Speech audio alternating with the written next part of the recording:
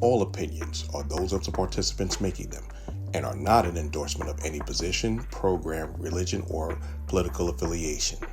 DFG's Corner is for information, observations, and entertainment. I ask that you like, share, comment, and subscribe.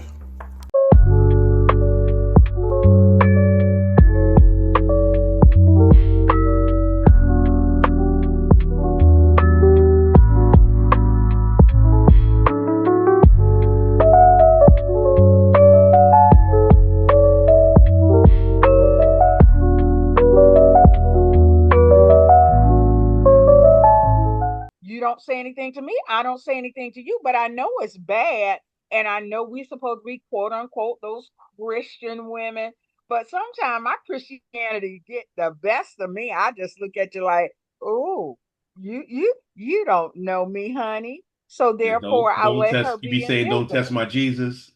Don't test my Jesus. Because my Or Jesus, play with your kids, not with me. that's it. That's it.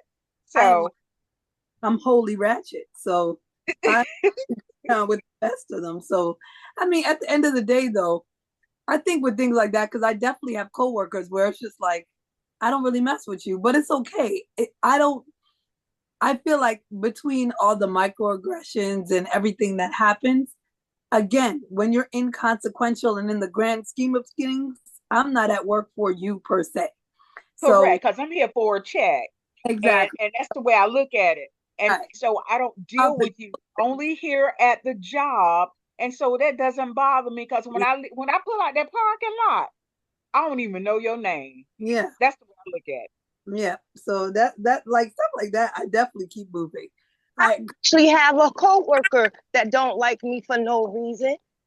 I'm his supervisor, and when I see him doing something wrong as far as procedures and brand standards, I correct him.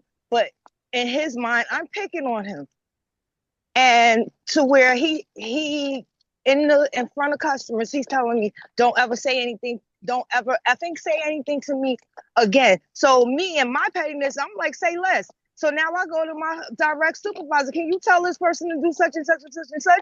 I'm not talking to that man. I'm like, only reason why I talk to him is because when I come in, I say hello to everybody, and then I go to work. But I don't like this man. But I ain't gotta sleep with you, so I ain't gotta. I'm fine. I ain't gotta talk to you as long as you do your job, and I ain't gotta write you up or send you You home. you know that's We George. good. You know that's George Golden, right? That's fine. I'm a product of both my mama and my daddy. So hey, you got to deal with it. And I'm a Scorpio on top of that. So yeah, I'm very petty.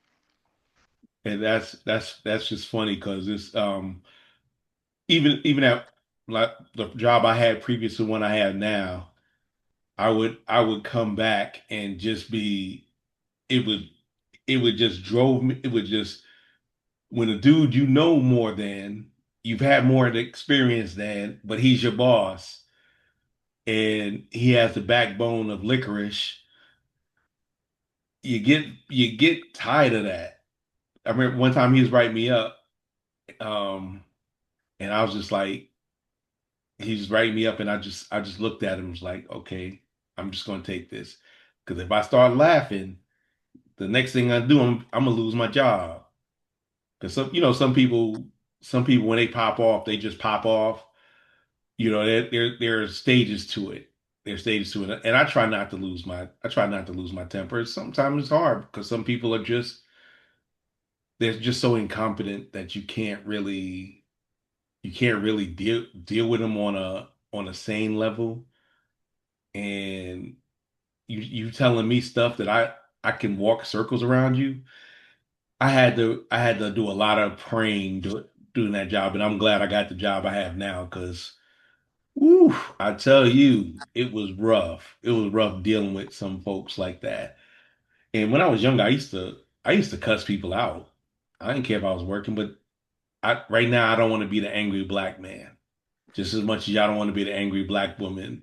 Like Dr. Fab will tell you, we just had You that better on not the bring up last. that subject about the angry black woman because Hmm. I'm waiting to have a conversation with this individual that called me an angry black woman. I'm just letting this stew down because I got something for that individual that called me that angry black woman. Yeah, Uh-huh. but So don't that's you bring up that conversation. no. I was just saying, we've already talked about that, and most of us, especially us being melanated, we wear masks, and that's something that kind of deals with how we move and how we react to each other, because a lot of times what we want to say to folks is not it wouldn't get any positivity done. But when we're around our own, we kind of, and ain't no money involved, we kind of snap back at each other. It's just a different thing. So, you know, we got to identify what's why are we fighting? Why are we mad at each other? Was there a misunderstanding? Can there be a way to where we're at coexistence? I ain't got to be your friend, but I got to coexist with you.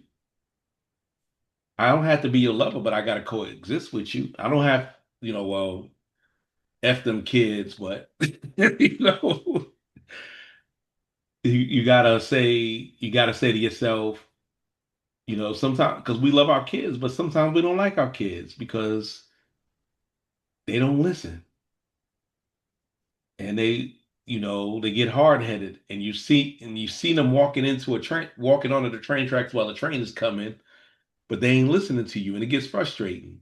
So how do we fix that? How do we get it to where we're talking, that we're having a dialogue to get all those problems fixed? Do you have any idea, Big Al?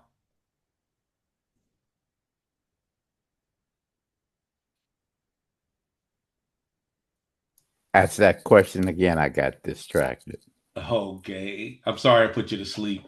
Um, No, no, I wasn't dealing asleep. dealing with situations where you talking about like family, and sometimes you love your kids, but sometimes you don't like them because they don't listen. How do we get past that to come up to a mutual understanding? Well, I've had that recently with my son, who's on a cruise now, a week-long cruise with his girlfriend.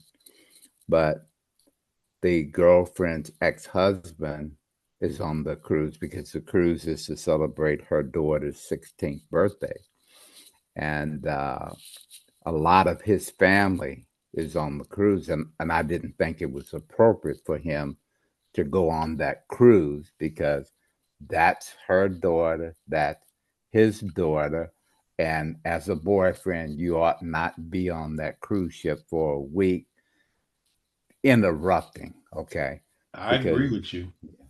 you and the mother are sleeping in the cabin together. So that's creating the wrong impression for that 16-year-old daughter. And then the family members, the girlfriend is trying to create jealousy between my son and her ex-husband, and all of Okay. his family is on that cruise. So that bothers me that he chose to do that when I advised him not to. But he's a grown man. I told him what I felt as a father. So that's all you can do is give your children advice and guidance, and they either listen or they don't. Big L, can Yeah, I ask you a question? go ahead.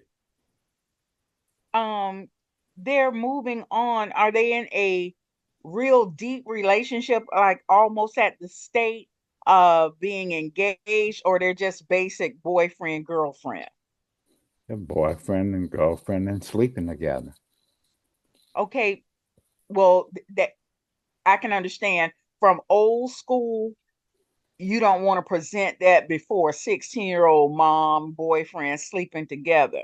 But if they're like pivoting toward becoming husband and wife, I guess you don't know if they're not engaged, if they're just boyfriend, girlfriend.